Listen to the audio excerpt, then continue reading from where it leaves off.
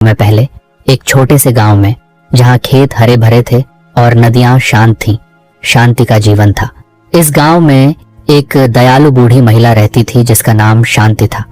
शांति एक सरल जीवन जीती थी और चावल से प्यार करती थी। उसकी दिनचर्या उसके पसंदीदा भोजन के चारों ओर घूमती थी। हर सुबह शांति बड़ी श्रद्धा के साथ अपने दिन की शुरुआत करती थी। वह आधे पके हुए चावल को मिट्टी के बर्तन में ठंडे पानी में भिगोती थी। यह उसका दोपहर का भोजन होता था, जिसे वह धीरे धीरे और आनंद पूर्वक खाती थी। बाकी आधे चावल से वह स्वादिष्ट मुरमुरा बनाती थी। मुरमुरे को वह मिट्टी के तवे पर धीमी आंच पर कुरकुरा होने तक भूनती थी और फिर उसे एक छोटे से मिट्टी के बर्तन में गर्म रखने के लिए रख देती थी। यह मुरमुरा उसका शाम का नाश्ता होता था, जिसे वह चाय के साथ बड़े चाव से खाती थी। इस प्रकार शांति के पास हमेशा दो प्रकार के चावल तैयार रहते थे, एक बर्तन में ठंडा उबला हुआ चावल और दूसरे में गरम और कुरकुरा मुरमुरा। उसका छोटा सा घर हमेशा चावल की भीनी खुशबू से महकता रहता था, जो उसके संतोषजनक जीवन का प्रतीक था। शांति अपने जीवन में बहुत खुश और संतुष्ट थी। उसे किसी चीज की कोई कमी महसूस नहीं होती थी। दिन शांति से बीतता था, जिसमें वह अपने छोटे से बगीचे की देखभाल करती थी, गांव वालों से मिलती थी और शाम को अपनी पसंदीदा धार्मिक कहानियां पढ़ती थी। गांव के लोग शांति को उसकी दयालुता और उदारता के लिए प्यार करते थे। यदि किसी को भोजन की आवश्यकता होती थी तो वह हमेशा अपना चावल बांटती थी। वह मानती थी कि भोजन एक आशीर्वाद है और इसे सभी के साथ साझा किया जाना चाहिए। शांति न केवल अपने चावल बल्कि अपनी अन्य वस्तुओं को भी जरूरतमंदों के साथ बांटती थी।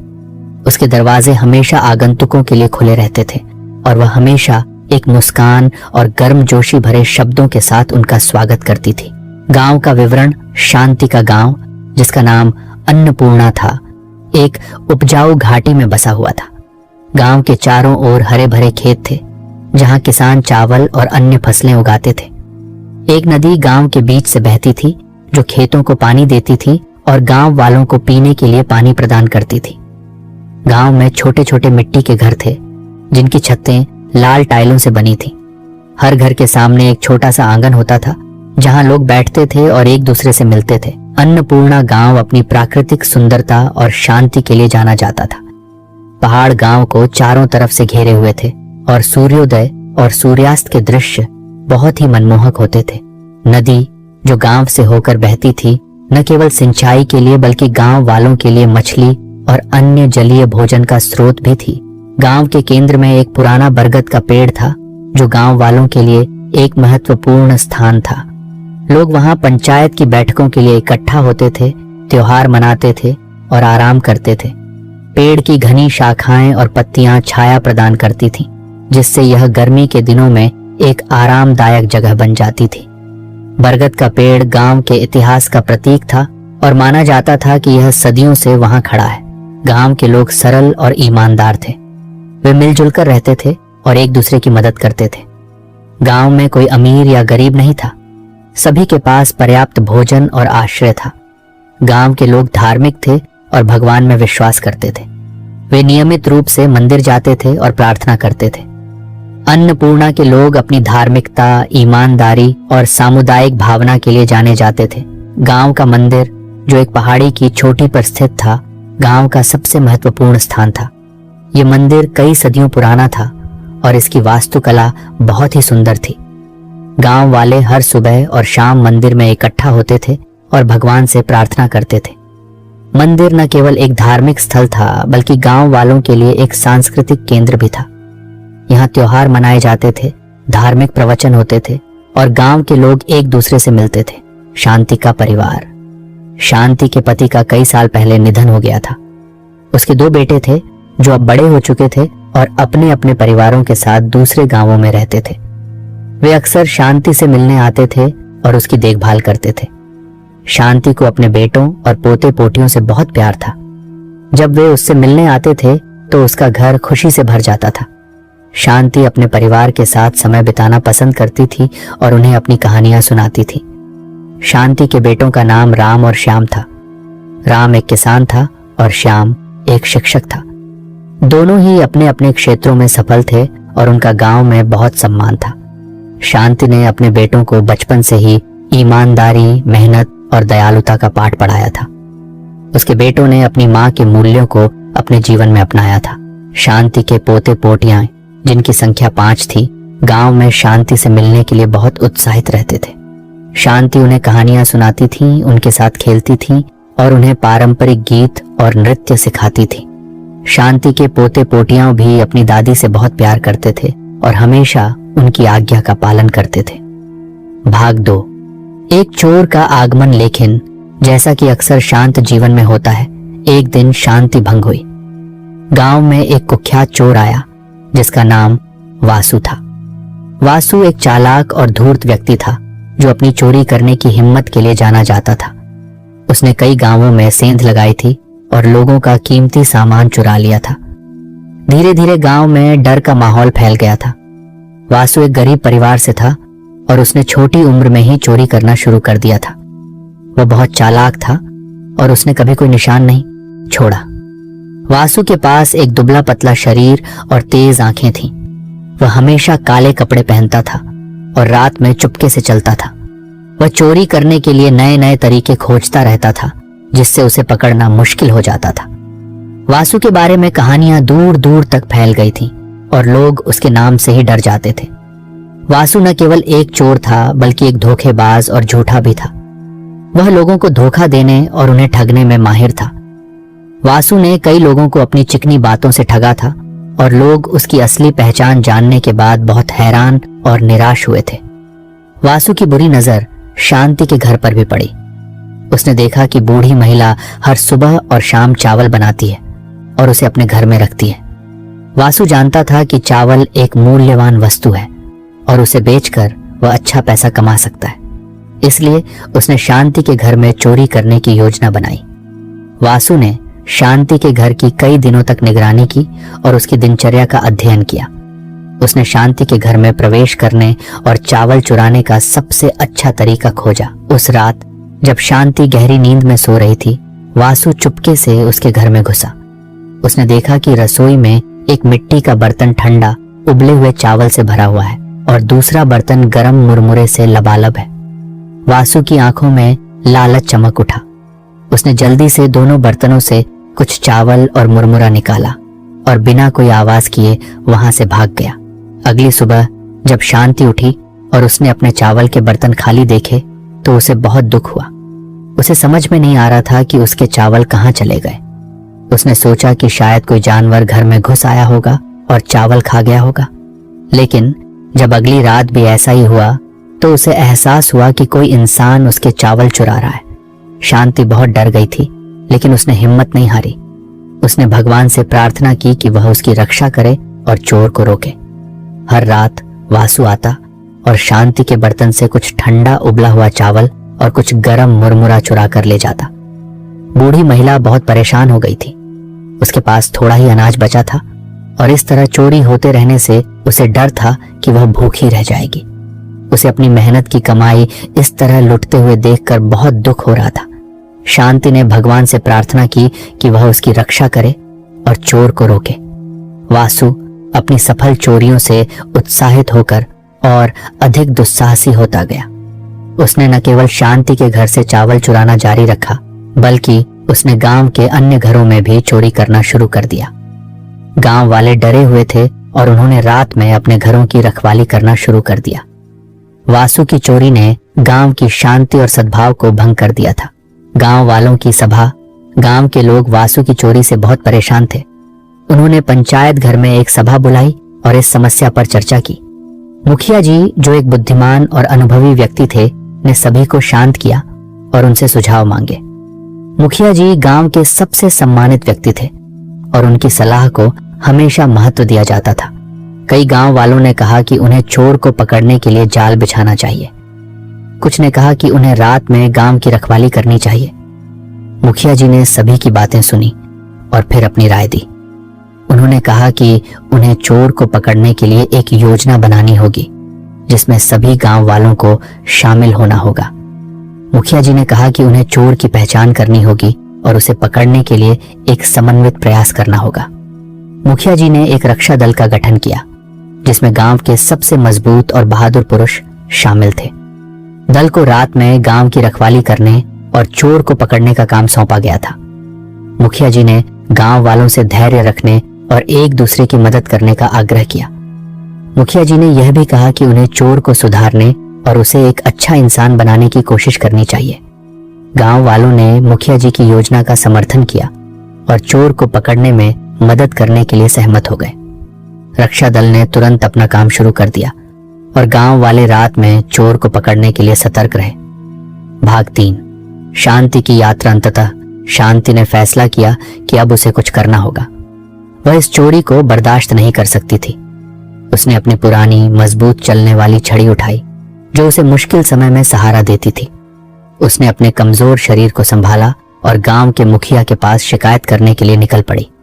उसे उम्मीद थी कि मुखिया उसकी मदद करेंगे और चोर को पकड़ने में उसकी सहायता करेंगे। शांति देवी धीरे धीरे गांव के रास्ते पर चल रही थी। उसका दिल दुख और निराशा से भरा हुआ था। उसे नहीं पता था कि आगे क्या होगा, लेकिन उसे यह दृढ़ विश्वास था कि उसे इस अन्याय के खिलाफ आवाज उठानी होगी। चलते चलते शांति ने भगवान से प्रार्थना की कि उसे सही रास्ता दिखाए और उसकी रक्षा करे। शांति ने यह भी प्रार्थना की कि चोर को सद्बुद्धि मिले और वह अपनी गलत हरकतों को छोड़ दे। रास्ते में शांति कई गांव वालों से मिली जिन्होंने उसे उसकी यात्रा का कारण पूछा। शांति ने उन्हें अपनी कहानी सुनाई और वे सभी उसकी दुर्दशा से दुखी थे। उन्होंने शांति को प्रोत्साहित किया और उसे हार न मानने के लिए कहा। कई गांव वालों ने शांति को भोजन और पानी की पेशकश की और उन्होंने उसे मुखिया जी के घर का रास्ता भी बताया। एक असामान्य मुलाकात। अपनी यात्रा के दौरान शांति एक असामान्य प्राणी से मिली। ये प्राणी न तो पूरी तरह से जानवर था और न ही इंसान, लेकिन इसमें दोनों के गुण थे। प्राणी ने शांति को रोका और उससे उसकी यात्रा का कारण पूछा। शांति ने प्राणी को अपनी कहानी सुनाई और प्राणी उसकी दुर्दशा से बहुत प्रभावित हुआ। प्राणी ने शांति से कहा कि वह उसकी मदद करेगा और चोर को पकड़ने में उसकी सहायता करेगा। शांति को प्राणी की बात पर विश्वास नहीं हुआ, लेकिन उसके पास और कोई विकल्प नहीं था। उसने प्राणी के प्रस्ताव को स्वीकार कर लिया और वे दोनों एक साथ अपनी यात्रा पर आगे बढ़े। प्राणी, जिसका नाम मित्र था, एक दयालु और बुद्धिमान जीव था। उसके पास जानवरों की तरह तेज इंद्रियां और मनुष्यों की तरह बोलने और सोचने की क्षमता थी। मित्र ने शांति को चोर को पकड़ने के लिए एक योजना बनाने में मदद की। मित्र न केवल एक बुद्धिमान प्राणी था, बल्कि उसके पास कुछ विशेष शक्तियां भी थीं। वह अदृश्य हो सकता था, बहुत तेजी से चल सकता था और जानवरों से बात कर सकता था। योजना। मित्र ने शांति से कहा कि उसे चोर को पकड़ने के लिए एक जाल बिछाना होगा। उन्होंने एक ऐसी जगह खोजने का फैसला किया जहां चोर अक्सर आता था। उन्होंने उस जगह पर कुछ चावल और मुरमुरा रखने का फैसला किया और फिर छिपकर चोर का इंतजार करने का फैसला किया। मित्र ने शांति को धैर्य रखने और शांत रहने की सलाह दी। शांति और मित्र ने चोर को पकड़ने के लिए कई दिनों तक इंतजार किया।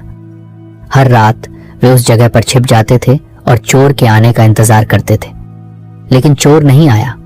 शांति निराश होने लगी थी, लेकिन मित्र ने उसे धैर्य रखने के लिए कहा। मित्र ने शांति को दिलासा दिया और उसे बताया कि चोर आखिरकार अपनी लालच का शिकार होगा। एक रात जब शांति और मित्र लगभग हार मान चुके थे, उन्होंने चोर को आते हुए देखा। चोर चुपके से आया और उसने चावल और मुरमुरे के बर्तन उठाए। जैसे ही चोर मुड़ने वाला था, शांति और मित्र ने उस पर हमला कर दिया। मित्र ने अपनी शक्तियों का इस्तेमाल चोर को रोकने और उसे भागने से रोकने के लिए किया। चोर, जो वासु था, हैरान रह गया। उसने भागने की कोशिश की, लेकिन शांति और मित्र ने उसे पकड़ लिया। गांव वालों ने चोर को पकड़ने में शांति और मित्र की मदद की। गांव वाले बहुत खुश थे और उन्होंने शांति और मित्र को उनकी बहादुरी के लिए बधाई दी। चोर की हार गांव वाले वासु को पकड़कर बहुत खुश थे। उन्होंने उसे पंचायत घर में ले जाकर मुखिया जी के सामने पेश किया। मुखिया जी ने वासु से उसकी चोरी का कारण पूछा। मुखिया जी वासु के अपराध से बहुत निराश थे, लेकिन वह यह भी जानना चाहते थे कि वासु को चोरी करने के लिए क्या प्रेरित किया।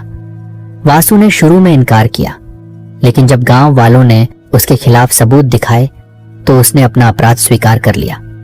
वासु ने कहा कि वह गरीब था और उसके पास खाने के लिए कुछ नहीं था, इसलिए उसने चोरी की। वासु ने यह भी कहा कि वह अपने परिवार का समर्थन करने के लिए बेताब था और उसे कोई और रास्ता नहीं दिख रहा था। मुखिया जी वासु की बात सुनकर दुखी हुए। उन्होंने कहा कि चोरी एक अपराध है और इसे माफ नहीं किया जा सकता है, लेकिन उन्होंने वासु को दंडित करने के बजाय उसे एक मौका देने का फैसला किया। मुखिया जी ने वासु की गरीबी और निराशा को समझा और वह उसे एक बेहतर इंसान बनने में मदद करना चाहते थे। मुखिया जी ने वासु से कहा कि उसे गांव वालों से माफी मांगनी होगी और उन्हें उनके चोरी किए हुए सामान को वापस करना होगा। उन्होंने वासु से यह भी कहा कि उसे गांव में रहकर ईमानदारी से काम करना होगा और अपना जीवन यापन करना होगा। मुखिया जी ने वासु को उसकी गलतियों को सुधारने और समाज में एक उपयोगी सदस्य बनने का अवसर दिया। वासु ने अपनी गलती स्वीकार कर ली और गांव वालों से माफी मांगी। उसने उनसे वादा किया कि वह अब कभी चोरी नहीं करेगा और ईमानदारी से रहेगा। गांव वालों ने वासु को माफ कर दिया और उसे एक नया जीवन शुरू करने का मौका दिया। गांव वालों ने वासु की ईमानदारी और पश्चाताप को देखा और वे उसे माफ करने के लिए तैयार थे। शांति वासु को माफ करने के गांव वालों के फैसले से बहुत खुश थी। उसने कहा कि वह हमेशा मानती थी कि हर किसी में अच्छाई होती है और वासु ने उसे सही साबित कर दिया। शांति ने वासु को आशीर्वाद दिया और उसे एक सफल और ईमानदार जीवन जीने के लिए प्रोत्साहित किया। शांति ने वासु को यह भी सिखाया कि कड़ी मेहनत और ईमानदारी ही सच्ची खुशी और समृद्धि की कुंजी है। गांव में शांति की वापसी वासु के जाने के बाद गांव में शांति और समृद्धि वापस लौट आई। गांव वाले फिर से खुश थे और उन्होंने शांति और मित्र की बहादुरी की प्रशंसा की।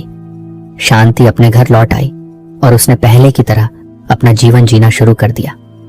गांव वालों ने एक बार फिर से राहत की सांस ली और अपने दैनिक जीवन में वापस चले गए। शांति ने कभी भी मित्र को नहीं भूला। वह अक्सर उस जगह पर जाती थी जहां वे पहली बार मिले थे और मित्र को धन्यवाद देती थी। मित्र ने शांति से कहा कि उसने वही किया जो उसे करना चाहिए था और वह हमेशा जरूरतमंदों की मदद करने के लिए तैयार रहेगा। मित्र ने शांति को यह भी बताया कि वह हमेशा उसके साथ रहेगा, भले ही वह उसे देख न सके। गांव वालों ने शांति के सम्मान में एक त्योहार मनाया। उन्होंने नृत्य और संगीत के साथ उसकी बहादुरी और दयालुता का जश्न मनाया। शांति ने गांव वालों को धन्यवाद दिया और उनसे हमेशा एक दूसरे की मदद करने और शांति से रहने का आग्रह किया। गांव वालों ने शांति के प्रति अपना आभार व्यक्त किया और उसे गांव की सबसे सम्मानित व्यक्ति के रूप में सम्मानित किया। कहानी का नैतिक यह कहानी हमें सिखाती है कि हमें कभी भी उम्मीद नहीं छोड़नी चाहिए, भले ही परिस्थितियां कितनी भी कठिन क्यों न हो। हमें हमेशा अन्याय के खिलाफ आवाज उठानी चाहिए और सच्चाई के लिए लड़ना चाहिए। यह कहानी हमें यह भी सिखाती है कि हमें दूसरों के प्रति दयालु और क्षमाशील होना चाहिए और हमें हमेशा लोगों में अच्छाई देखने की कोशिश करनी चाहिए। यह कहानी हमें यह भी सिखाती है कि परिवर्तन संभव है और लोगों को उनकी गलतियों से सीखने और बेहतर इंसान बनने का अवसर दिया जाना चाहिए। अतिरिक्त भाग शांति का बचपन एक गरीब परिवार में बीता था। उसके माता पिता किसान थे और वे मुश्किल से अपना जीवन यापन कर पाते थे। शांति ने बचपन से ही कड़ी मेहनत करना सीखा था। वह अपने माता पिता के साथ खेतों में काम करती थी और घर के कामों में उनकी मदद करती थी। शांति ने कम उम्र में ही जिम्मेदारी और धैर्य का महत्व सीखा था। शांति एक बुद्धिमान और जिज्ञासु बच्ची थी। उसे कहानियां सुनना और किताबें पढ़ना बहुत पसंद था। उसके गांव में एक छोटा सा पुस्तकालय था और शांति अक्सर वहां जाकर किताबें पढ़ती थी। किताबों ने उसे दुनिया के बारे में बहुत कुछ सिखाया और उसे एक बेहतर इंसान बनने के लिए प्रेरित किया। शांति ने किताबों से ज्ञान, सहानुभूति और साहस का महत्व सीखा था। शांति का विवाह कम उम्र में ही एक किसान से हो गया था। उसका पति एक दयालु और मेहनती व्यक्ति था। वे दोनों एक दूसरे से बहुत प्यार करते थे और एक खुशहाल जीवन जीते थे। शांति और उसके पति ने मिलकर अपने खेतों में काम किया और वे धीरे धीरे समृद्ध हो गए। शांति और उसके पति ने एक दूसरे का सम्मान और समर्थन किया और उन्होंने एक मजबूत और स्थायी साझेदारी बनाई थी। शांति और उसके पति के 2 बेटे थे। शांति ने अपने बेटों को अच्छी शिक्षा दी और उन्हें अच्छे संस्कार सिखाए। उसके बेटे बड़े होकर सफल और सम्मानित व्यक्ति बने। शांति को अपने बेटों पर बहुत गर्व था। शांति ने अपने बेटों को कड़ी मेहनत, ईमानदारी और करुणा के मूल्यों को सिखाया था। शांति की आध्यात्मिकता शांति एक धार्मिक महिला थी। वह भगवान में विश्वास करती थी और नियमित रूप से प्रार्थना करती थी। शांति मानती थी कि भगवान हमेशा उसके साथ हैं और उसकी रक्षा कर रहे हैं। उसकी आध्यात्मिकता ने उसे जीवन की कठिनाइयों का सामना करने में मदद की। शांति का अटूट विश्वास और आशावाद उसके जीवन के मार्गदर्शक सिद्धांत थे। शांति का मानना था कि हर इंसान में अच्छाई होती है। वह हमेशा लोगों में सकारात्मक चीजें देखती थी और उन्हें प्रोत्साहित करती थी। शांति का दयालु स्वभाव और सकारात्मक दृष्टिकोण ने उसे गांव में सभी का प्रिय बना दिया था। शांति की क्षमा करने की इच्छा और लोगों में सर्वश्रेष्ठ देखने की क्षमता ने उसे एक असाधारण व्यक्ति बना दिया था। मित्र का रहस्य कहानी में उल्लिखित मित्र वास्तव में एक दिव्य प्राणी था। वह एक रक्षक के रूप में कार्य करने के लिए स्वर्ग से भेजा गया था। मित्र के पास असाधारण शक्तियां थीं और वह जरूरतमंदों की मदद करने के लिए हमेशा तैयार रहता था। मित्र को कमजोरों और असहायों की रक्षा करने का काम सौंपा गया था। मित्र ने शांति की ईमानदारी और साहस को देखा और वह उसकी मदद करने के लिए प्रेरित हुआ। मित्र जानता था कि शांति चोर को पकड़ने में सक्षम है और वह उसे उसकी क्षमता तक पहुंचने में मदद करना चाहता था। मित्र ने शांति के दृढ़ संकल्प और साहस को परखा और वह उसकी निस्वार्थता से प्रभावित हुआ था। मित्र ने शांति को चोर को पकड़ने में मदद करके अपना मिशन पूरा किया। उसके बाद वह स्वर्ग लौट गया, लेकिन उसने शांति से वादा किया कि वह हमेशा उसकी रक्षा करेगा और जरूरत पड़ने पर उसकी मदद करेगा। मित्र ने शांति को यह भी बताया कि वह हमेशा उसके साथ रहेगा, भले ही वह उसे देख न सके। गांव वालों का भविष्य चोर के पकड़े जाने के बाद गांव वाले एक बार फिर शांति से रहने लगे। उन्होंने अपनी गलतियों से सीखा और एक दूसरे के प्रति अधिक दयालु और समझदार बन गए। गांव में समृद्धि लौट आई और लोग खुशहाल जीवन जीने लगे। गांव वालों ने सामुदायिक भावना और सहयोग के महत्व को पहचाना था। गांव वालों ने एक स्कूल और एक अस्पताल बनवाया ताकि सभी को शिक्षा और स्वास्थ्य सेवा मिल सके।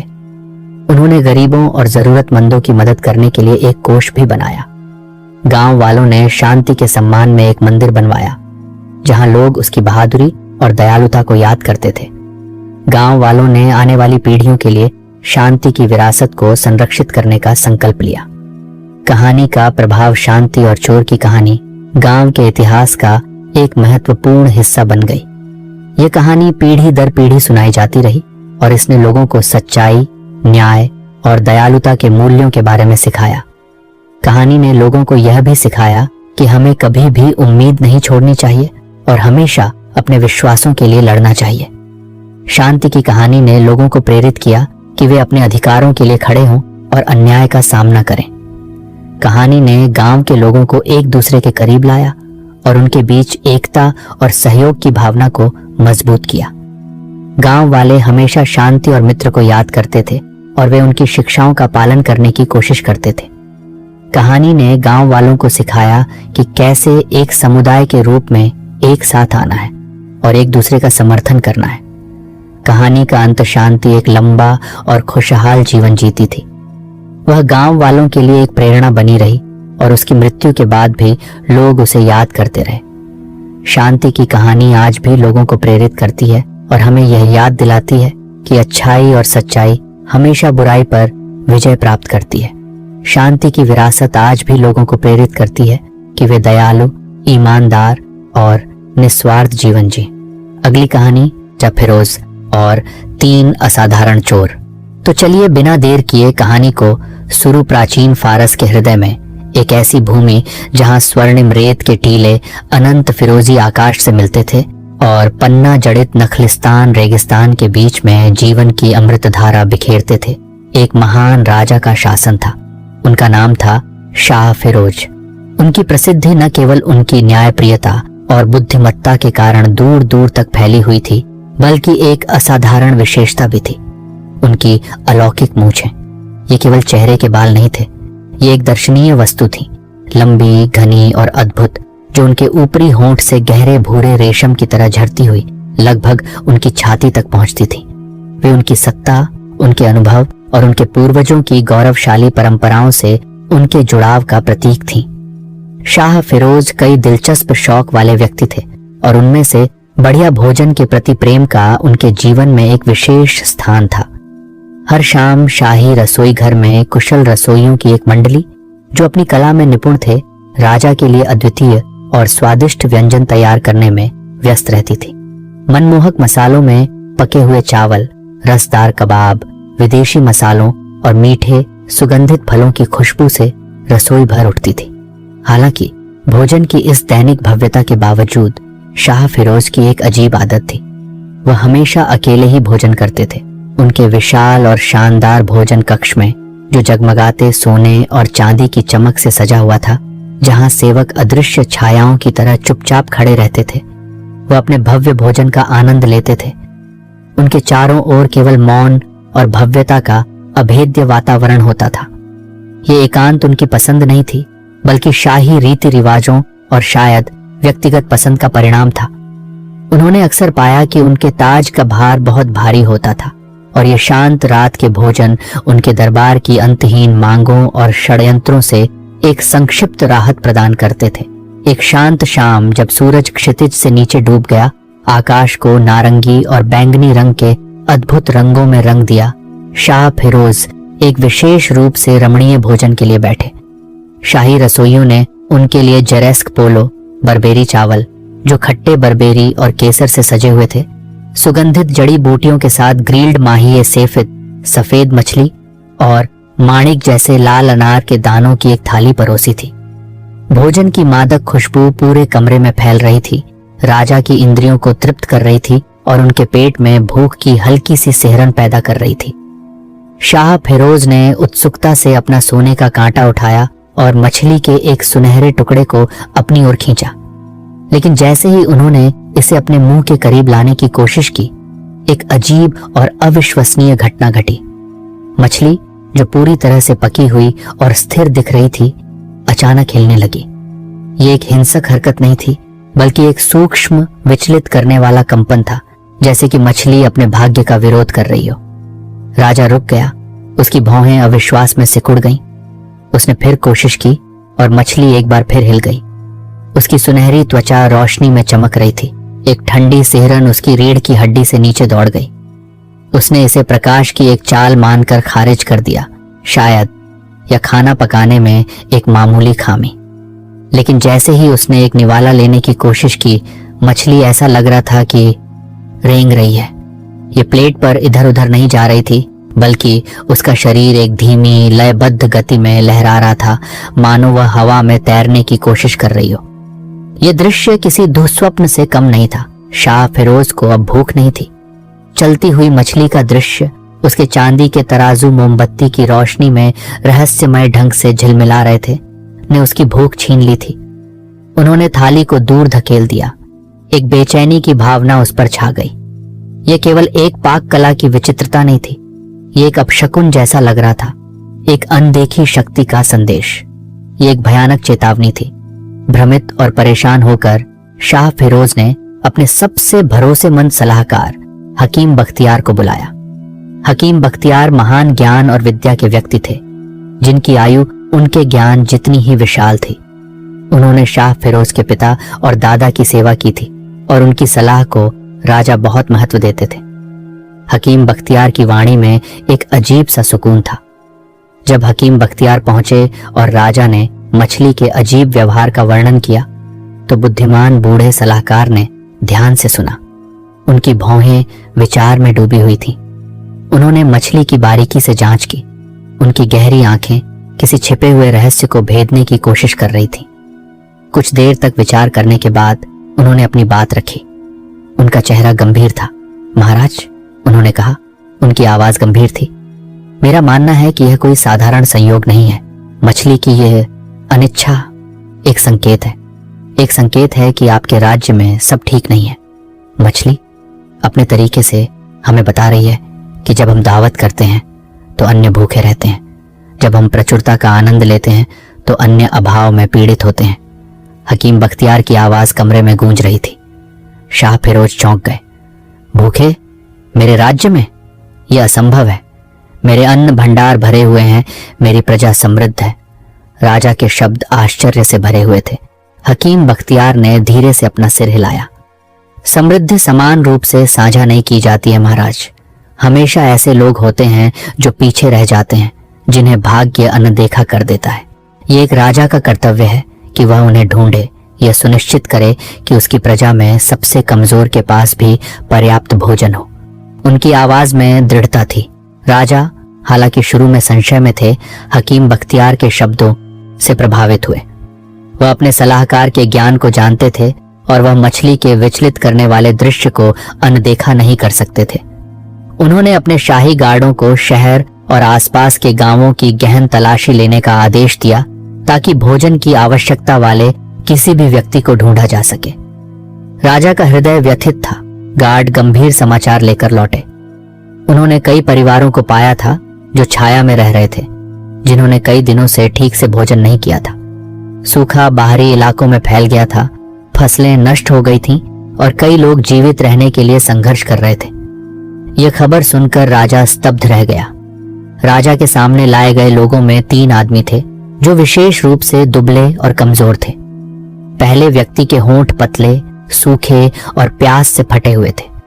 दूसरे की बड़ी चमकदार आंखें थीं जो एक हताश भूख से जलती हुई लग रही थी। तीसरे की लंबी उभरी हुई नाक थी जो लगातार भोजन की गंध की तलाश में थी। उनकी हालत देखकर राजा का दिल पिघल गया। शाह फिरोज उनकी पीड़ा को देखकर गहराई से द्रवित हो गए। उन्होंने तुरंत आदेश दिया कि उन्हें भोजन और पानी दिया जाए और उनके साथ अत्यंत सावधानी से व्यवहार किया जाए। फिर उन्होंने घोषणा की कि वे उसी शाम उनके साथ भोजन करेंगे। ये एक अभूतपूर्व निर्णय था। उस रात कई वर्षों में पहली बार शाह फिरोज ने अकेले भोजन नहीं किया। उन्होंने 3 भूखे आदमियों के साथ अपना भव्य भोजन साझा किया, उनकी कठिनाइयों और लचीलेपन की कहानियां सुनी। शाही भोजन कक्ष में उस रात का माहौल अलग था। ये एकांत के मौन से नहीं, बल्कि करुणा की गर्मी और बातचीत की गड़गड़ाहट से भरा हुआ था। राजा का व्यवहार बदल गया था। जैसा कि उन्होंने खाया, शाह फिरोज को पता चला कि तीनों आदमी वह नहीं थे जो वे दिखते थे। वे किसान या मजदूर नहीं थे जैसा कि उन्होंने मान लिया था। वे वास्तव में चोर थे। ये एक चौंकाने वाला रहस्य उद्घाटन था। पहले आदमी, सूखे होंठों वाले, ने कबूल किया कि वह भेस का उस्ताद था जो किसी भी जगह पर अनडिटेक्टेड घुसने में सक्षम था। दूसरे आदमी, चमकदार आंखों वाले, ने खुलासा किया कि उसके पास असाधारण रात की दृष्टि थी जो अंधेरे में भी देखने में सक्षम थी। तीसरे आदमी, झिलमिलाती नाक वाले, ने दावा किया कि उसके पास सूंघने की अलौकिक क्षमता थी जो किसी भी चीज का पता लगाने में सक्षम थी, चाहे वह कितनी भी अच्छी तरह से छिपी हो। उनकी क्षमताएं अविश्वसनीय थीं।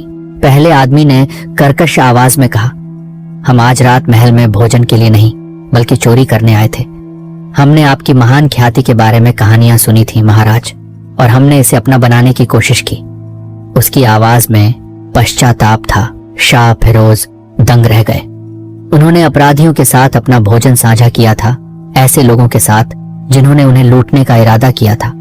उन्होंने क्रोध की एक लहर महसूस की, लेकिन हकीम बख्तियार, जो वहां भी मौजूद थे, ने उनके हाथ पर एक शांत करने वाला हाथ रखा। हकीम बख्तियार का ज्ञान अतुलनीय था। महाराज, बुद्धिमान सलाहकार ने धीरे से कहा, मछली के सबक को याद रखें। ये आदमी धन की तलाश में आए थे, लेकिन उन्हें कुछ अधिक मूल्यवान मिला, आपकी करुणा। शायद ये दंड के लिए नहीं बल्कि मुक्ति के लिए एक अवसर है। उनकी वाणी में शांति थी। राजा, हालांकि अभी भी सतर्क थे, हकीम बख्तियार के शब्दों पर विचार किया। उन्होंने तीनों चोरों को देखा। वे शर्मिंदा थे, उनके सिर झुके हुए थे, उनकी आंखें पछतावे से भरी हुई थीं। उन्होंने कट्टर अपराधियों को नहीं बल्कि हताश पुरुषों को देखा था जिन्हें हताश उपायों के लिए मजबूर किया गया था। ये एक महत्वपूर्ण क्षण था। फिरोज ने अपनी शानदार मूंछों को सहलाया, एक इशारा जो उन्होंने हमेशा गहरे विचार में होने पर किया था। उनके दिमाग में एक विचार आया, एक साहसिक और अपरंपरागत विचार। यह विचार उनकी दयालुता का प्रमाण था। मैंने आपकी प्रतिभाओं के बारे में सुना है, उन्होंने कहा। उनकी आवाज धीमी और स्थिर थी। और मेरे पास आपके लिए एक प्रस्ताव है। आपके इच्छित अपराध के लिए आपको दंडित करने के बजाय मैं आपको अपनी क्षमताओं का उपयोग राज्य की भलाई के लिए करने का मौका दूंगा। चोरों के रूप में नहीं बल्कि रक्षकों के रूप में मेरी सेवा करें। अपनी कौशल का उपयोग जरूरतमंदों की मदद करने, खोई हुई चीजों को खोजने, अन्याय को उजागर करने के लिए करें। राजा की आवाज आत्मविश्वास से भरी हुई थी।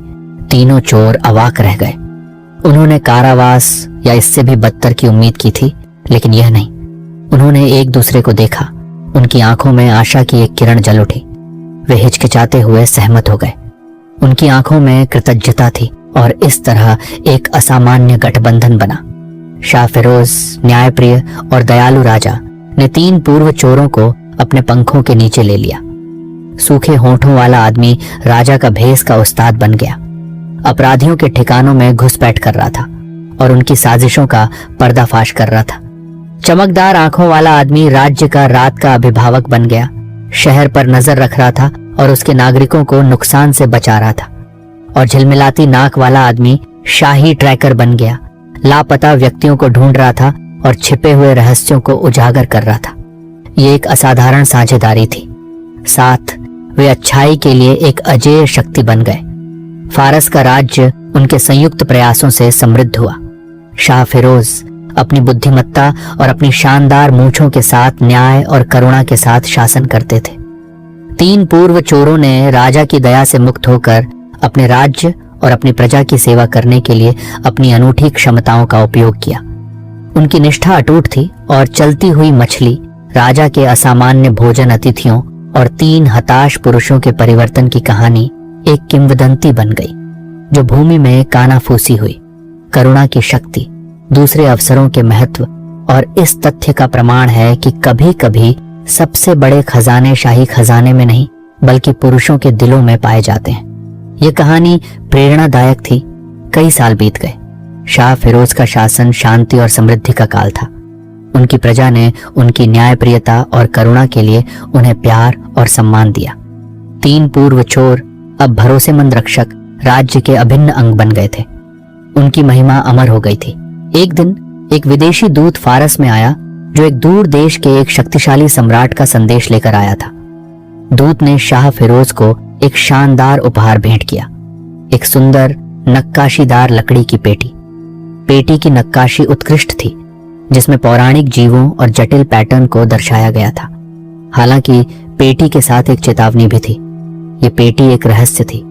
महाराज, दूत ने कहा, सम्राट ने आपको यह पेटी भेंट की है, लेकिन उन्होंने आपको इसे न खोलने की चेतावनी भी दी है। उनका कहना है कि इसमें एक ऐसी शक्ति है जो या तो महान आशीर्वाद ला सकती है या भयानक विनाश कर सकती है। केवल एक सच्चा और बुद्धिमान शासक ही इसके रहस्य को खोलने के लिए योग्य होगा। दूत की वाणी में भय था। शाह फिरोज हमेशा की तरह कौतूहल और सावधानी से भर गए थे। उन्होंने उपहार के लिए सम्राट को धन्यवाद दिया और दूत को विदा किया। पेटी को शाही खजाने में रखा गया था और राजा ने अपने सलाहकारों को बुलाया, जिसमें हकीम बख्तियार और 3 पूर्व चोर भी शामिल थे, इस बारे में चर्चा करने के लिए कि इसके साथ क्या किया जाए। ये एक कठिन निर्णय था। पहले चोर भेष के उस्ताद ने पेटी के चारों ओर सावधानी से जांच करने का सुझाव दिया। महाराज, उन्होंने कहा, मैंने कई रहस्य देखे हैं और मेरा मानना है कि मैं इस पेटी के निर्माण और तंत्र के बारे में सुराग ढूंढ सकता हूँ। उसकी आवाज में आत्मविश्वास था। रात की दृष्टि वाले दूसरे चोर ने सहमति व्यक्त की। मैं रात में पेटी की निगरानी कर सकता हूँ, उन्होंने कहा। शायद कोई ऐसा हो जो इसे चुराने की कोशिश करे, या शायद पेटी ही कुछ ऐसा करे जो हमें इसके बारे में जानने में मदद करे। उसकी दृष्टि अद्वितीय थी। तीसरे चोर, अलौकिक गंध वाले, ने अपनी अनूठी प्रतिभा की पेशकश की। मैं पेटी से निकलने वाली किसी भी असामान्य गंध का पता लगा सकता हूं, उन्होंने कहा। यह हमें इसके अंदर क्या है या इसे कैसे खोला जाना चाहिए इसके बारे में जानकारी दे सकता है। उसकी क्षमता अद्भुत थी। हकीम बख्तियार ने अपनी सहमति में सिर हिलाया। ये बुद्धिमान सुझाव है महाराज। हमें हर संभव सावधानी बरतनी चाहिए। पेटी में निहित शक्ति महान हो सकती है और हमें यह सुनिश्चित करना चाहिए कि हम इसे जिम्मेदारी से संभालें। हकीम बख्तियार का ज्ञान गहरा था। शाह फिरोज ने सलाहकारों की बात सुनी और उन्हें पेटी की जांच करने का काम सौंपा। कई दिनों तक तीनों चोरों ने अपने अपने कौशल का उपयोग करके पेटी का अध्ययन किया। भेस के उस्ताद ने पेटी की नक्काशी में छिपे हुए तंत्र की खोज की, जिससे पता चला कि इसे खोलने के लिए एक विशिष्ट अनुक्रम में कई छोटे लीवर को स्थानांतरित करने की आवश्यकता है। रात की दृष्टि वाले चोर ने देखा कि पेटी से कभी कभी एक मंद आंतरिक प्रकाश निकलता है जो धड़कता हुआ प्रतीत होता है, जैसे कि अंदर कुछ जीवित हो। और अलौकिक गंध वाले चोर ने पेटी से निकलने वाली गंधों की एक श्रृंखला का पता लगाया। प्राचीन लकड़ी की गंध, दुर्लभ मसालों की गंध और एक सूक्ष्म धात्विक गंध जो परिचित और अपरिचित दोनों थी। ये एक जटिल पहेली थी। अंत में यह हकीम बख्तियार ही थे जिन्होंने रहस्य का अंतिम भाग प्रदान किया। उन्होंने प्राचीन ग्रंथों से परामर्श किया, उन कहानियों और किंवदंतियों की खोज की जिनमें एक समान पेटी का उल्लेख था। ग्रंथों से उन्होंने सीखा कि पेटी को केवल वही खोल सकता है जिसके पास 3 गुण हो: एक सच्चा हृदय, एक बुद्धिमान दिमाग और एक दयालु आत्मा। ये एक दिव्य रहस्य था। शाह फिरोज को पता था कि वह पेटी खोलने के लिए योग्य थे। उन्होंने हमेशा अपने शासन में सच्चाई, ज्ञान और करुणा का पालन किया था, लेकिन फिर भी वह पेटी में निहित शक्ति को उजागर करने में झिझक रहे थे। ये एक दुविधा थी, क्या हमें वास्तव में इसे खोलना चाहिए? उन्होंने हकीम बख्तियार से पूछा, क्या यह संभव नहीं है कि पेटी को बंद छोड़ना सबसे अच्छा है, इसके खतरों को उजागर करने का जोखिम न उठाना? राजा के मन में संदेह था। हकीम बख्तियार ने उत्तर दिया, महाराज, कभी कभी महानता प्राप्त करने के लिए हमें अज्ञात का सामना करना चाहिए। पेटी में विनाश की क्षमता हो सकती है, लेकिन इसमें महान आशीर्वाद लाने की भी क्षमता है। यह आपका कर्तव्य है, एक शासक के रूप में अपनी प्रजा के भविष्य के लिए इस रहस्य को उजागर करना। हकीम बख्तियार की वाणी में प्रोत्साहन था। शाह फिरोज ने अपने सलाहकार की बात सुनी, लेकिन उन्होंने तीनों चोरों को भी अपने साथ पेटी खोलने के लिए बुलाया। उन्होंने कहा कि वे राज्य के सबसे भरोसेमंद और बुद्धिमान व्यक्ति थे और उनकी उपस्थिति यह सुनिश्चित करेगी कि पेटी से निकलने वाली शक्ति का उपयोग अच्छाई के लिए किया जाए। ये एक सामूहिक प्रयास था। तीनों चोर, जो कभी समाज के बहिष्कृत थे, अब राजा के सबसे भरोसेमंद सलाहकार थे। वे विनम्र और आभारी थे और उन्होंने शाह फिरोज के प्रति अपनी अटूट निष्ठा की शपथ ली। उनकी निष्ठा अटूट थी। महान प्रत्याशा के साथ शाह फिरोज और तीनों चोर शाही खजाने में एकत्र हुए। पेटी अपनी जटिल नक्काशी और रहस्यमय आभा के साथ कमरे के केंद्र में टिकी हुई थी। राजा ने गहरी सांस ली, अपने दिल को शांत किया और पेटी के सामने घुटने टेक दिए। ये एक गंभीर क्षण था। अपने दिमाग में प्राचीन ग्रंथों के शब्दों को याद करते हुए उन्होंने पेटी पर लीवर की श्रृंखला में हेरफेर करना शुरू कर दिया। प्रत्येक क्लिक एक प्रतिध्वनि की तरह लग रहा था जो कमरे में और उनके अपने दिल में गूंज रहा था। जैसे ही अंतिम लीवर अपनी जगह पर गिरा, पेटी खुल गई। ये एक ऐतिहासिक क्षण था। अंदर से एक तेज रोशनी निकली, इतनी चमकदार कि सभी को अपनी आंखें बंद करनी पड़ी। कमरा एक अलौकिक ऊर्जा से भर गया, एक शक्ति जो प्राचीन और असीम दोनों लग रही थी। जब प्रकाश कम हुआ तो उन्होंने देखा कि पेटी के अंदर कुछ भी नहीं था सिवाय एक छोटे से बीज के। ये एक आश्चर्यजनक रहस्य उद्घाटन था। बीज, जो राजा की हथेली में आसानी से समा सकता था, एक नरम सुनहरी चमक से जगमगा रहा था। यह सरल और असाधारण दोनों था, एक ऐसी शक्ति का प्रतीक जो अभी तक प्रकट नहीं हुई थी। यह बीज आशा का प्रतीक था। शाह फिरोज ने धीरे से बीज उठाया, उसकी गर्मी को अपनी त्वचा के खिलाफ महसूस किया। उन्होंने हकीम बख्तियार और तीनों चोरों की ओर देखा। उनकी आंखें आश्चर्य और श्रद्धा से भरी हुई थीं। ये एक पवित्र क्षण था। ये क्या है? राजा ने फुसफुसाया। उनकी आवाज विस्मय से भरी हुई थी।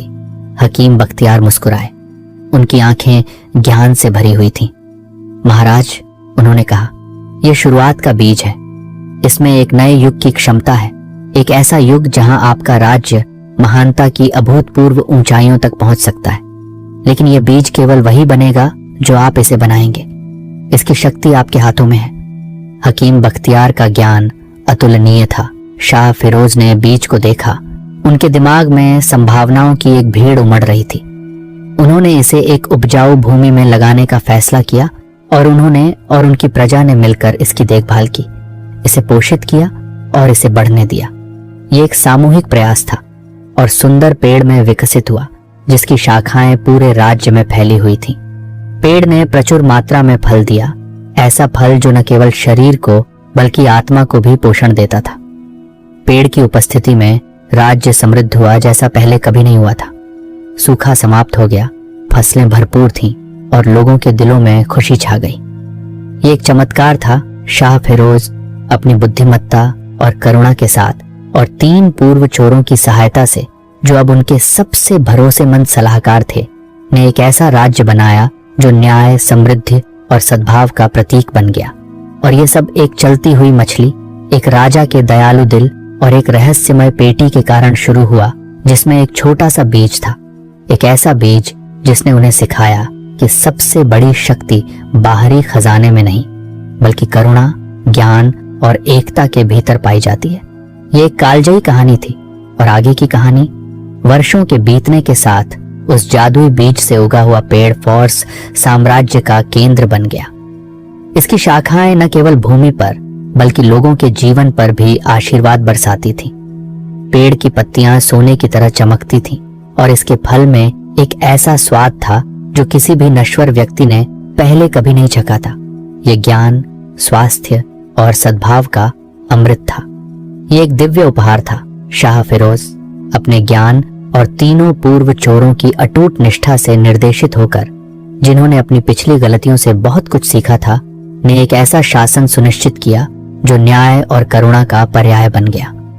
राज्य के अभिलेखागार में उनकी कहानियां जीवित रहीं, जो पीढ़ियों को प्रेरित करती रहीं। उनकी महिमा अमर थी। एक दिन पेड़ की शाखाओं से एक नया बीज दिखाई दिया, जो पिछले बीज की तरह ही सुनहरी चमक से जगमगा रहा था। शाह फिरोज, जो अब एक बूढ़े व्यक्ति थे, लेकिन उनका हृदय अभी भी युवा और उत्सुक था, जानते थे कि यह बीज भी एक महान उद्देश्य रखता है। उन्होंने अपने उत्तराधिकारी, अपने बुद्धिमान और दयालु पोते प्रिंस जैन को बुलाया और उसे नए बीज के बारे में बताया। ये एक नया अध्याय था। ये बीज, शाह फिरोज ने कहा, उनकी आवाज ज्ञान से भरी हुई थी, हमारे राज्य के भविष्य की कुंजी रखता है। ये एक नई शुरुआत का प्रतीक है, एक ऐसा अवसर है जिस पर हमें सावधानी और दूरदर्शिता के साथ विचार करना चाहिए।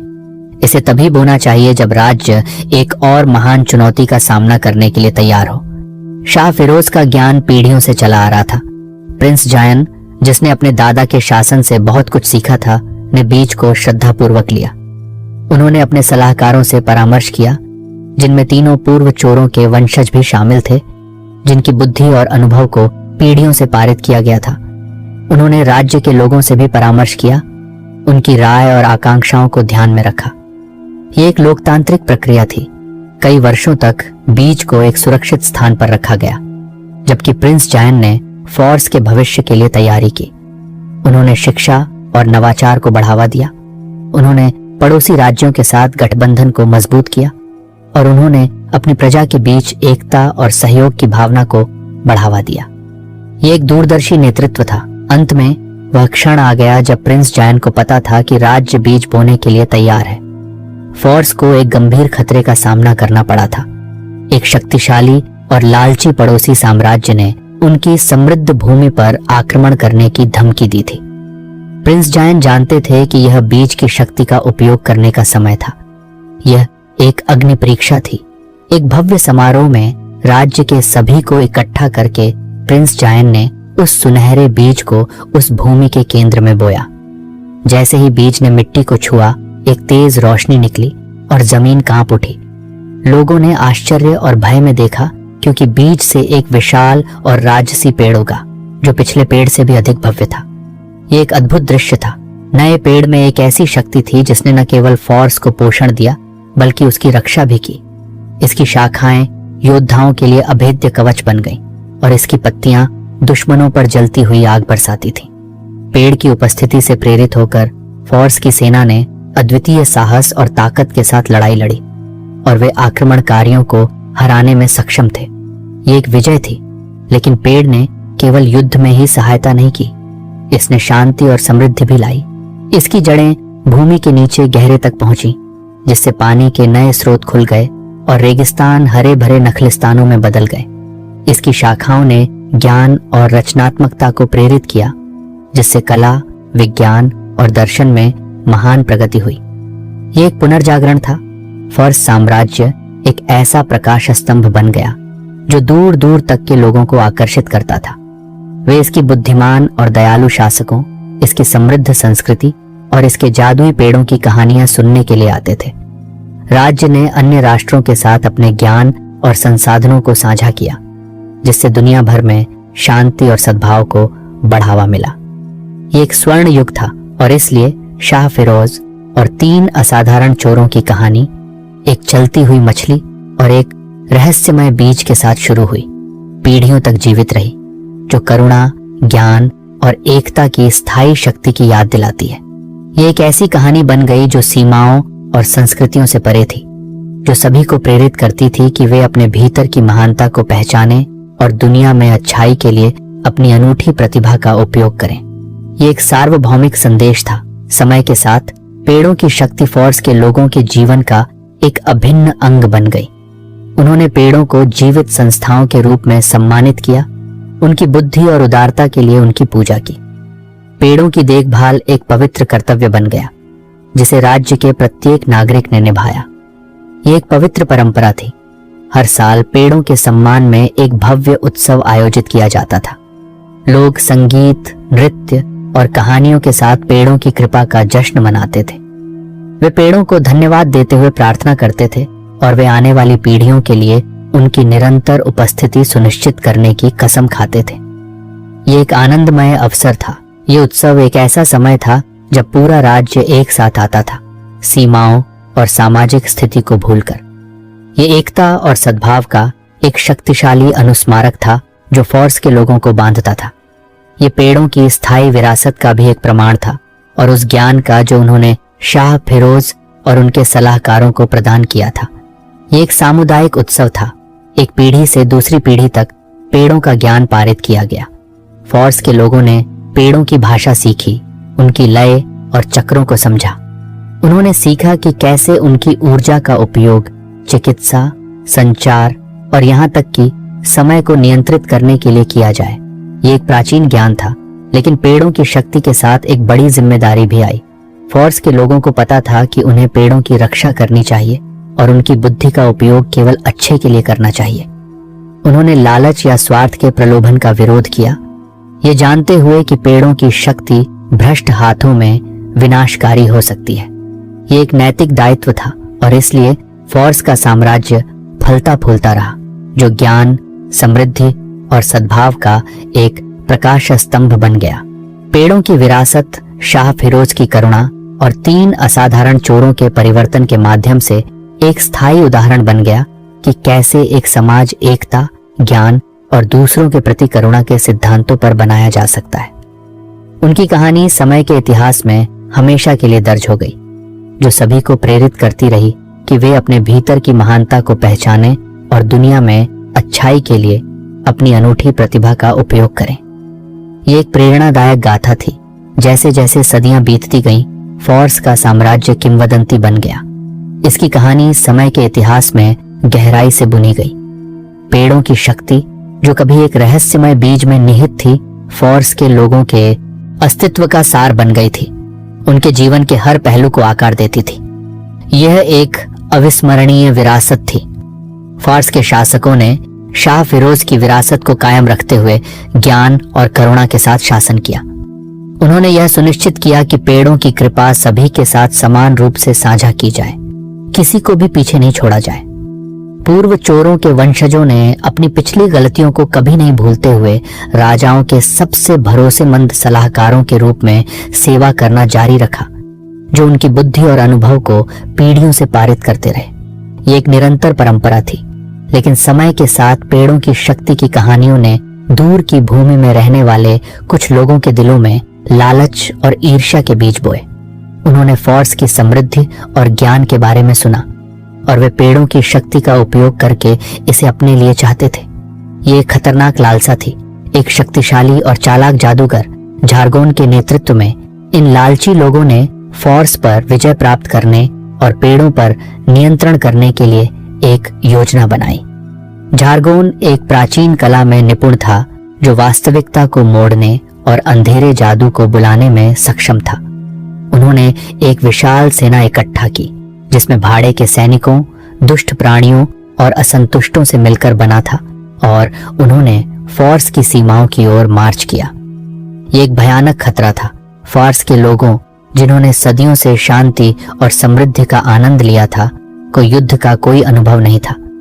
वे झारगोन की सेना की विशालता और शक्ति से भयभीत थे और वे अपनी भूमि और अपने प्रिय पेड़ों के लिए डरते थे। ये एक अभूतपूर्व चुनौती थी। तत्कालीन शासक रानी इलारा शाह फिरोज की एक बुद्धिमान और बहादुर वंशज थी। उन्होंने स्थिति की गंभीरता को महसूस किया और उन्होंने अपने लोगों को इकट्ठा किया और उनसे अपनी भूमि और अपने मूल्यों के लिए लड़ने का आग्रह किया। ये एक महत्वपूर्ण क्षण था। प्रिय नागरिकों, उसने कहा। उसकी आवाज दृढ़ और प्रतिध्वनित हो रही थी। हम पर एक महान खतरा मंडरा रहा है। एक लालची और दुष्ट जादूगर हमारी शांतिपूर्ण भूमि पर आक्रमण करने और हमारी सबसे मूल्यवान संपत्ति, हमारे ज्ञान और समृद्धि के स्रोत, पेड़ों पर नियंत्रण करने की कोशिश करता है। हमें अपनी स्वतंत्रता, अपने घरों और उस विरासत की रक्षा करनी चाहिए जो हमारे पूर्वजों ने हमारे लिए छोड़ी है। हमें यह साबित करना होगा कि पेड़ों की शक्ति केवल उन्हीं लोगों के हाथों में सुरक्षित है जो सच्चाई, करुणा और एकता के मूल्यों को बनाए रखते हैं। रानी इलारा का भाषण प्रेरणादायक था। रानी इलारा के शब्दों से प्रेरित होकर फार्स के लोगों ने झारगोन की सेना का सामना करने के लिए हथियार उठाए। वे संख्या में कम थे और युद्ध में अनुभवहीन थे, लेकिन उनके दिलों में एक मजबूत आग जल रही थी।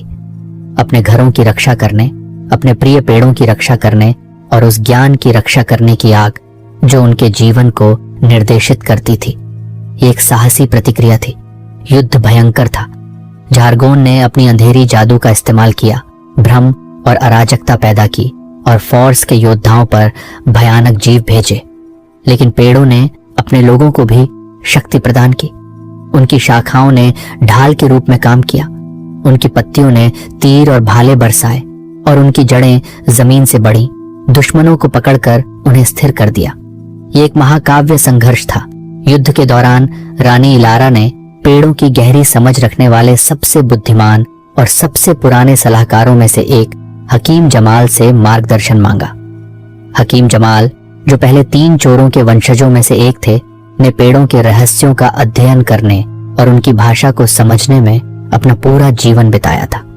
यह एक महत्वपूर्ण परामर्श था। रानी, हकीम जमाल ने कहा। उनकी आवाज ज्ञान से भरी हुई थी। पेड़ों की शक्ति असीम है, लेकिन ये एक 2-धारी तलवार भी है।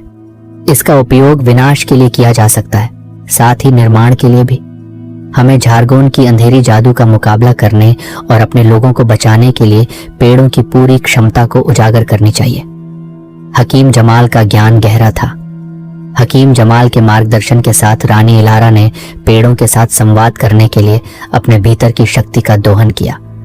उसने उनके प्राचीन ज्ञान को सुना, उनकी लय और चक्रों को समझा और उनसे उनकी सबसे बड़ी शक्ति प्रदान करने के लिए कहा। यह एक असाधारण उपलब्धि थी। पेड़ों ने उसकी पुकार का जवाब दिया। उन्होंने अपनी संयुक्त ऊर्जा को केंद्रित किया, एक प्रकाश की किरण जारी की जो आकाश को चीरती हुई झारगोन की सेना तक पहुंची। प्रकाश ने अंधेरे जादू को नष्ट कर दिया, दुष्ट प्राणियों को तितर-बितर कर दिया और झारगोन को उसकी शक्ति से वंचित कर दिया। यह एक शानदार प्रदर्शन था। झारगोन अपनी शक्ति खो जाने के बाद रानी इलारा और फार्स के लोगों के दयालुता और दृढ़ संकल्प से अभिभूत हो गया। उसने अपनी हार स्वीकार कर ली और अपनी गलतियों के लिए क्षमा मांगी। यह एक नम्र क्षण था। रानी इलारा अपने पूर्वजों की करुणा का अनुकरण करते हुए झारगोन को क्षमा कर दिया। उसने उसे फार्स में रहने और पेड़ों के ज्ञान से सीखने की अनुमति दी, ये आशा करते हुए कि वह अपनी शक्ति का उपयोग अच्छाई के लिए कर सकता है। यह एक दयालु निर्णय था। युद्ध के बाद फार्स के लोगों ने पेड़ों के सम्मान में एक भव्य उत्सव मनाया। उन्होंने अपनी सुरक्षा और मार्गदर्शन के लिए उन्हें धन्यवाद दिया और उन्होंने आने वाली पीढ़ियों के लिए उनकी विरासत को संरक्षित करने की कसम खाई।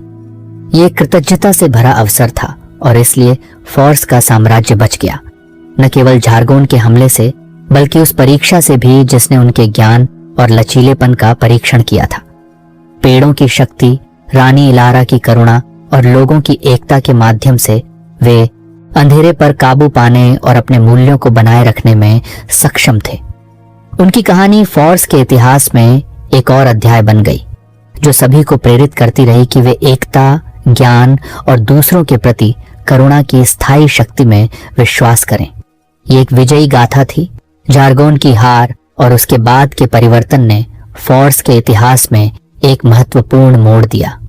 जादूगर, जिसने एक बार साम्राज्य को नष्ट करने की धमकी दी थी, अब पेड़ों के सबसे समर्पित छात्रों में से एक बन गया। उन्होंने उनके प्राचीन ज्ञान का अध्ययन किया, उनकी भाषा सीखी और उनकी उपचार और रचनात्मकता की शक्ति में महारत हासिल की। ये एक असाधारण परिवर्तन था। जार्गोन की प्रतिभा ने जल्द ही फॉर्स के लोगों के बीच अपना स्थान पाया।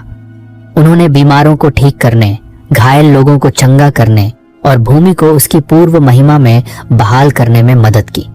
उनकी जादूगरी, जो कभी विनाश का एक उपकरण थी, अब नवीकरण और सद्भाव का स्रोत बन गई थी। ये एक चमत्कारिक परिवर्तन था। रानी इलारा ने जार्गोन को शाही दरबार में एक सम्मानित स्थान दिया, जहां उन्होंने शासकों को सलाह दी और आने वाली पीढ़ियों को अपना ज्ञान प्रदान किया। पूर्व जादूगर की बुद्धि और अनुभव ने फॉर्स के साम्राज्य के विकास को आकार दिया, जिससे यह ज्ञान और नवाचार का एक ऐसा प्रकाश स्तंभ बन गया जैसा दुनिया ने पहले कभी नहीं देखा था। ये एक दूरदर्शी निर्णय था। समय के साथ फॉर्स के लोगों ने पेड़ों की शक्ति के साथ अपनी समझ और संबंध को गहरा किया। उन्होंने एक ऐसी जीवन शैली विकसित की जो पेड़ों के साथ पूरी तरह से सामंजस्यपूर्ण थी, उनकी ऊर्जा से प्रेरणा और पोषण प्राप्त करती थी। शहर पेड़ों की शाखाओं के नीचे फैले हुए थे। इमारतों को जीवित लकड़ी से बनाया गया था और परिवहन के साधन पेड़ों की पत्तियों द्वारा प्रदान किए गए हवा के कोमल प्रवाह से संचालित होते थे। ये एक सामंजस्यपूर्ण अस्तित्व था। फॉर्स के लोगों ने कला, विज्ञान और दर्शन में अभूतपूर्व प्रगति की। उन्होंने ऐसे उपकरण और तकनीकें बनाई जो पेड़ों की शक्ति का उपयोग करके असंभव लगने वाले कार्यों को करने में सक्षम थीं। उन्होंने तारों का अध्ययन किया और ब्रह्मांड के रहस्यों को उजागर किया। उन्होंने जीवित प्राणियों के आंतरिक कामकाज का पता लगाया और बीमारियों के लिए नए उपचार विकसित किए। और उन्होंने ऐसी सुंदरता और जटिलता की कला बनाई जिसने आत्मा को मोहित कर दिया और कल्पना को प्रज्वलित किया। ये एक अभूतपूर्व प्रगति थी, लेकिन फॉर्स के लोगों ने कभी नहीं भूला कि उनकी समृद्धि और ज्ञान पेड़ों की उदारता पर निर्भर करता है। उन्होंने एक सख्त आचार संहिता बनाए रखी, यह सुनिश्चित करते हुए कि पेड़ों की शक्ति का उपयोग केवल अच्छे के लिए किया जाए और कभी भी स्वार्थी उद्देश्यों के लिए नहीं किया जाए। उन्होंने लालच, हिंसा और भेदभाव के प्रलोभन का विरोध किया, ये जानते हुए कि ये बुराइयां न केवल उनके समाज को नष्ट कर देंगी, बल्कि पेड़ों के साथ उनके नाजुक संतुलन को भी बिगाड़ देंगी। ये एक नैतिक अनिवार्यता थी। फॉर्स का साम्राज्य दूर दूर तक के लोगों के लिए एक तीर्थ स्थल बन गया। वे इसकी बुद्धिमान शासकों, इसकी अद्भुत शहरों और इसके चमत्कारी पेड़ों की कहानियां सुनने के लिए आते थे। आगंतुकों का स्वागत खुले हाथों से किया जाता था और उन्हें फॉर्स के लोगों के ज्ञान और संस्कृति को साझा करने के लिए प्रोत्साहित किया जाता था। ये एक सांस्कृतिक आदान प्रदान था, लेकिन फॉर्स के लोगों ने अपने मूल्यों और विश्वासों में दृढ़ रहे। उन्होंने कभी भी अपनी सुरक्षा या समृद्धि के लिए समझौता नहीं किया और उन्होंने कभी भी उन लोगों को अपने लालच या हिंसा से दूर नहीं किया जो उन्हें नुकसान पहुंचाना चाहते थे। उन्होंने शांति, कूटनीति और समझ के माध्यम से संघर्षों को हल करने में विश्वास किया और वे हमेशा बातचीत और सहयोग के लिए तैयार थे। ये एक शांतिपूर्ण दृष्टिकोण था। सदियों तक फॉर्स का साम्राज्य फलता फूलता रहा, जो ज्ञान, समृद्धि और सद्भाव का एक प्रकाश स्तंभ बन गया। पेड़ों की विरासत, शाह फिरोज की करुणा और 3 असाधारण चोरों के परिवर्तन के माध्यम से एक स्थायी उदाहरण बन गया कि कैसे एक समाज एकता, ज्ञान और दूसरों के प्रति करुणा के सिद्धांतों पर बनाया जा सकता है। उनकी कहानी समय के इतिहास में हमेशा के लिए दर्ज हो गई, जो सभी को प्रेरित करती रही कि वे अपने भीतर की महानता को पहचानें और दुनिया में अच्छाई के लिए अपनी अनूठी प्रतिभा का उपयोग करें। यह एक कालजयी प्रेरणा थी। अगली कहानी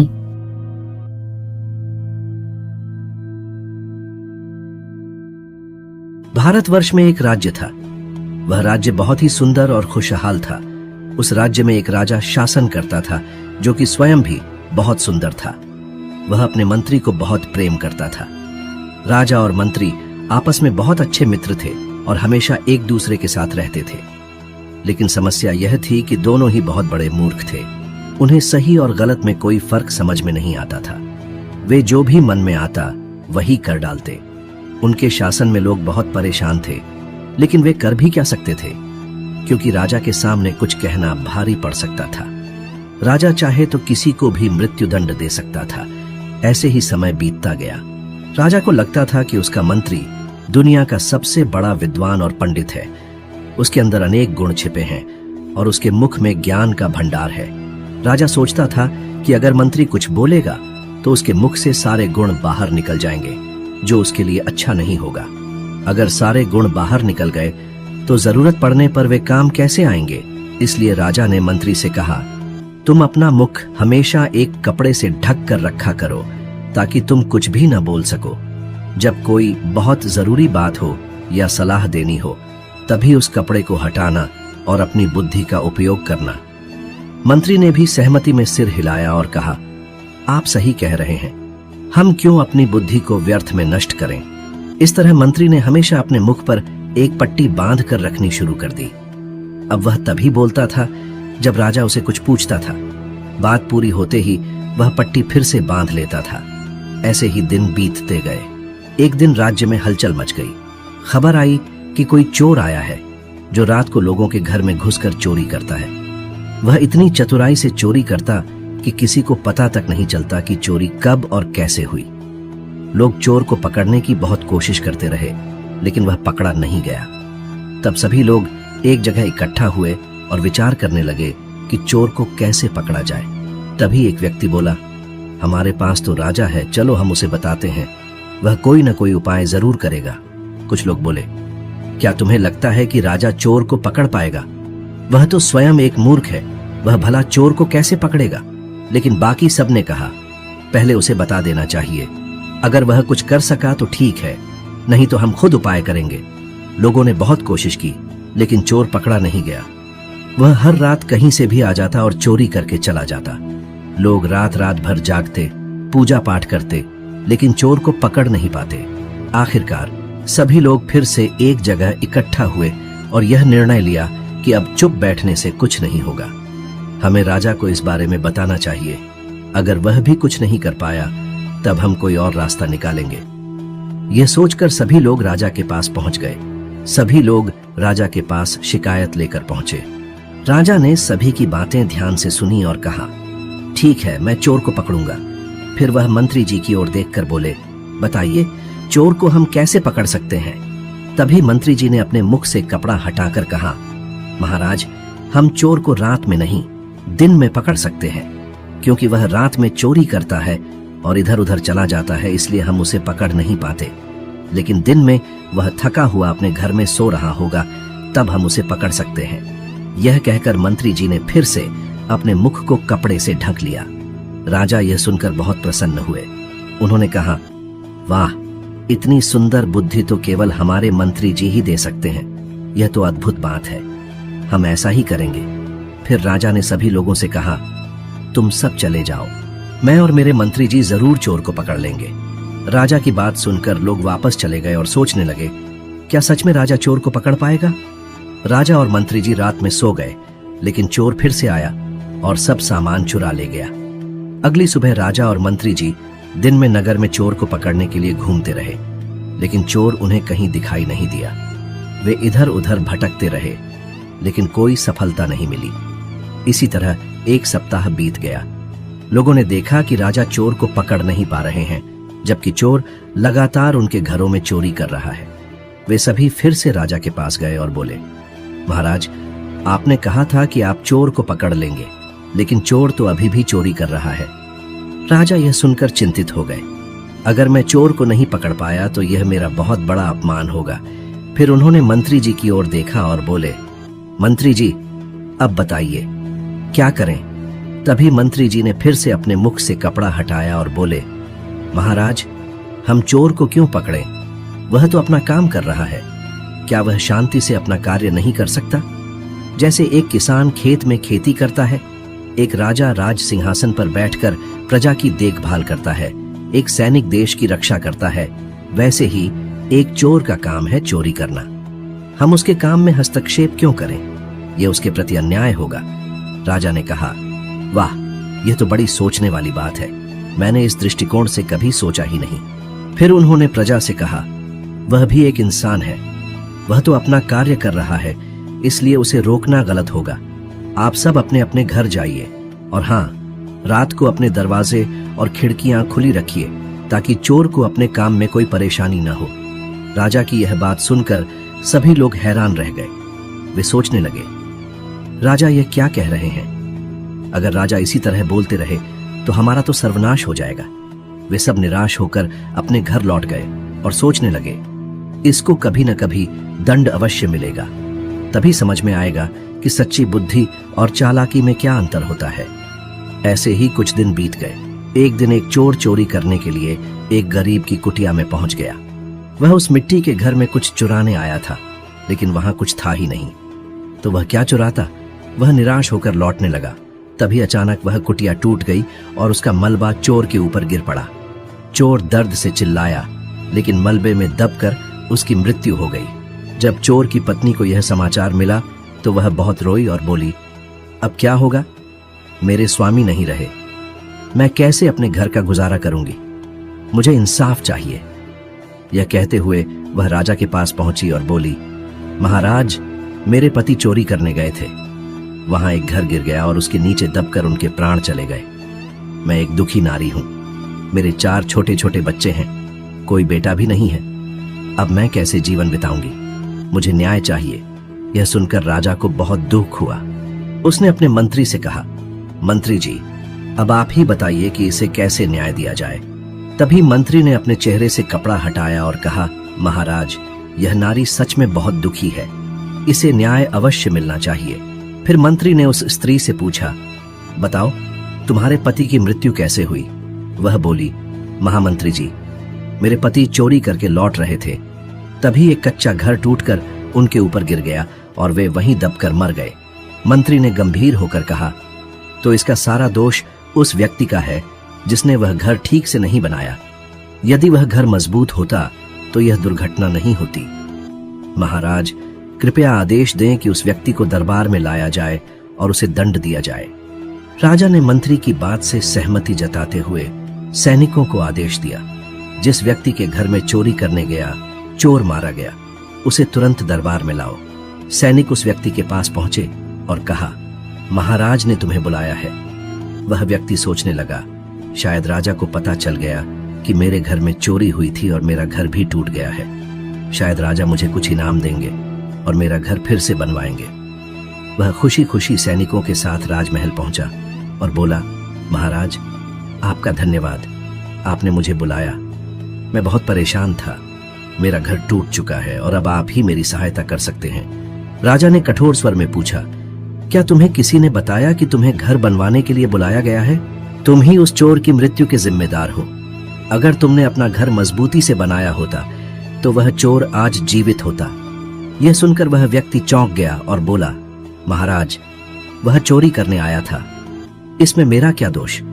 राजा ने गंभीरता से कहा, तुम्हारा दोष है, क्योंकि तुमने एक ऐसा घर बनाया जो दूसरों के लिए जानलेवा साबित हुआ, इसीलिए तुम्हें दंड मिलेगा।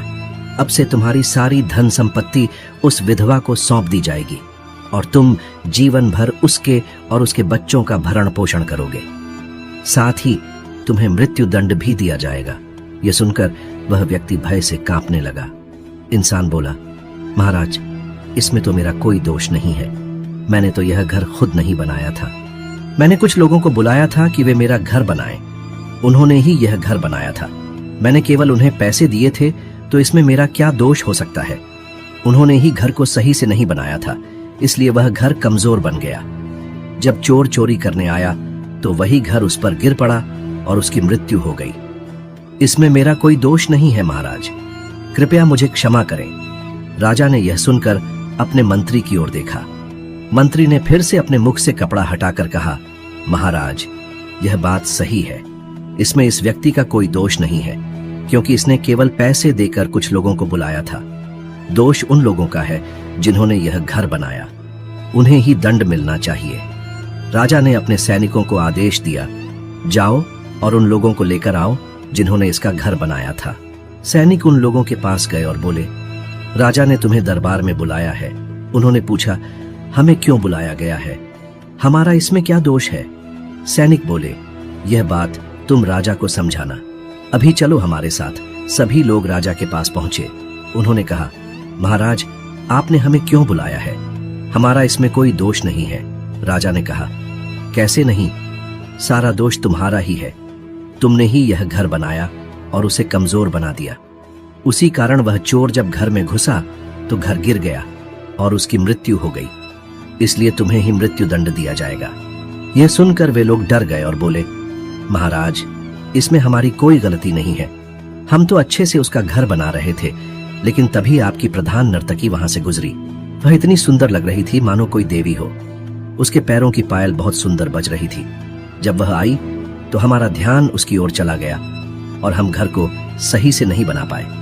इसलिए हमारा दोष नहीं है, असली दोष तो उस नर्तकी का है।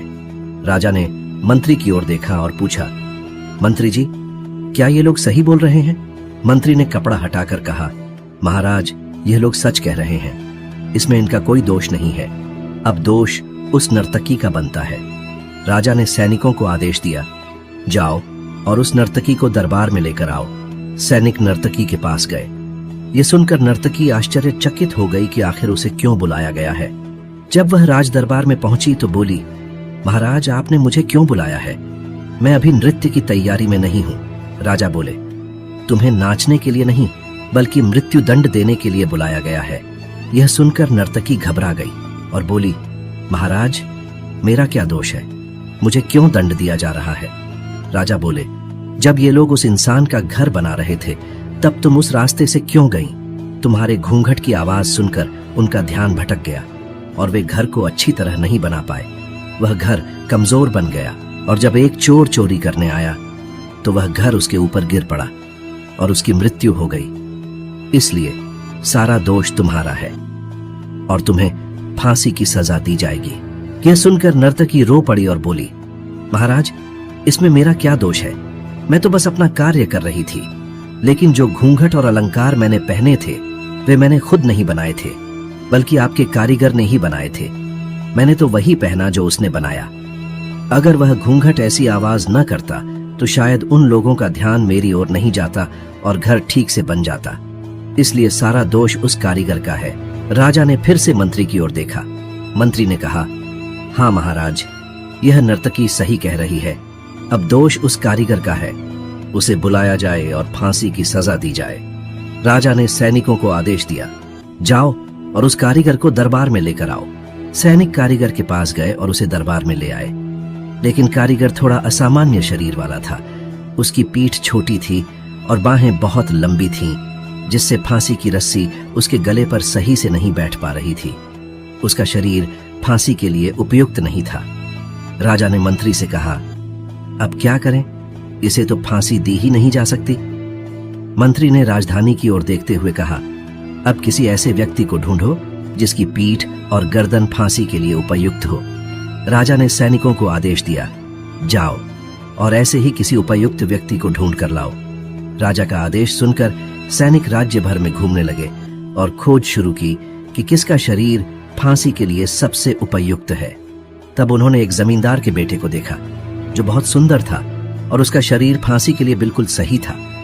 वे उसे पकड़कर राजा के पास ले आए और बोले, महाराज, यही है वह व्यक्ति जो फांसी के लिए सबसे उपयुक्त है। यह सुनकर जमींदार का बेटा आश्चर्यचकित रह गया और बोला, महाराज, मेरा क्या दोष है? मुझे फांसी क्यों दी जा रही है? तभी राजा ने कहा, तुम्हारी गर्दन सबसे उपयुक्त है, तुम फांसी के लिए एकदम योग्य हो। यह सुनकर जमींदार का बेटा बोला, लेकिन महाराज, इस चोर की मौत से मेरा कोई लेना देना नहीं है, फिर मुझे क्यों फांसी दी जा रही है? राजा ने कहा, यह मेरे मंत्री का आदेश है और वह सबसे बुद्धिमान व्यक्ति है। वह कभी गलती नहीं करता। कुछ भी हो, तुम्हें ही फांसी दी जाएगी। यह सुनकर जमींदार का बेटा चौंक गया और सोचने लगा कि खुद को इस मुसीबत से कैसे बचाया जाए। फिर उसने कहा, महाराज ठीक है, मैं फांसी के लिए तैयार हूं, लेकिन मेरी एक अंतिम इच्छा है कि मैं अपने पिताजी से कुछ समय बात कर सकूं। राजा ने कहा, ठीक है, अगर तुम मान गए हो तो यह उचित बात है। जाओ अपने पिताजी से बात करके आओ। जमींदार का बेटा अपने पिता के पास गया और बोला, पिताजी अब क्या होगा, मुझे बचा लीजिए। जमींदार राजा को जानता था। उसने कहा, चिंता मत करो, मैं सही समय पर कुछ करूंगा। रात को जमींदार का बेटा वहां से चला गया। जमींदार बहुत चिंतित था कि अपने बेटे को कैसे बचाया जाए। वह एक साधु के पास गया और बोला, मेरा पुत्र संकट में है, कृपया उसे बचा लीजिए। राजा उसे फांसी की सजा देने जा रहा है। साधु ने कहा, ठीक है, मैं उसे बचा लूंगा, मुझे उस स्थान पर ले चलो। अगले दिन जब जमींदार के बेटे को फांसी दी जाने वाली थी, तभी साधु अचानक दौड़ते हुए आया और बोला, रुको महाराज, मुझे फांसी दीजिए, मुझे इसी समय मृत्यु दंड दे दीजिए, बाद में नहीं। राजा यह सुनकर हैरान रह गया और बोला, ऐसा क्या है कि तुम खुद फांसी लेना चाहते हो? साधु बोला, महाराज इस समय स्वर्ग के राजा इंद्र की आयु समाप्त हो गई है और वे मर गए हैं। इस समय स्वर्ग का सिंहासन खाली है और एक अच्छे राजा की तलाश की जा रही है। यदि मैं अभी वहां पहुंच जाऊं तो शायद मुझे वहां का राजा बना दिया जाए। यही उचित समय है, इसलिए मुझे अभी फांसी दी जाए। राजा यह सुनकर चौंक गया और सोचने लगा, अगर मैं अपने राज्य का अच्छा राजा हूं तो स्वर्ग का क्यों नहीं बन सकता। उसने कहा, नहीं नहीं, तुम एक साधु होकर राज्य की लालसा कर रहे हो, मैं ही वहां जाऊंगा क्योंकि मैं एक योग्य राजा हूं। फिर उसने कहा, लेकिन अकेले जाकर क्या करूंगा? पहले मैं अपने मंत्री को भेजना चाहता हूं। यह कहकर राजा ने मंत्री को बुलाया और उसे फांसी पर चढ़ा दिया। मंत्री मर गया। इसके बाद राजा खुद फांसी पर चढ़ गया और मर गया। यह देखकर सभी लोग खुश हो गए कि दोनों मूर्ख चले गए। फिर सबने साधु से कहा, अब आप ही हमारे राजा बन जाइए और हमारा ध्यान रखिए। लेकिन साधु ने कहा, नहीं, मैं एक साधु हूं, मुझे राजा बनने का कोई शौक नहीं है, इसलिए इस जमींदार के बेटे को राजा बना दो, वह तुम सबका अच्छे से ख्याल रखेगा। सभी लोग बहुत खुश हो गए और जमींदार के बेटे को राजा बना